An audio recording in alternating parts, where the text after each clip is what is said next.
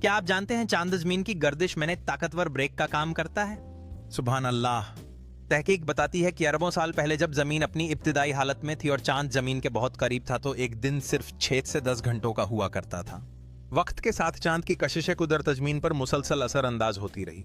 यही कशिश अल्लाह ताला की बनाई हुई एक कायनाती ब्रेकिंग सिस्टम है जिसने जमीन की गर्दिश आहिस्ता आहिस्ता कम की और उसे 24 घंटे के दिन पर सेट कर दिया।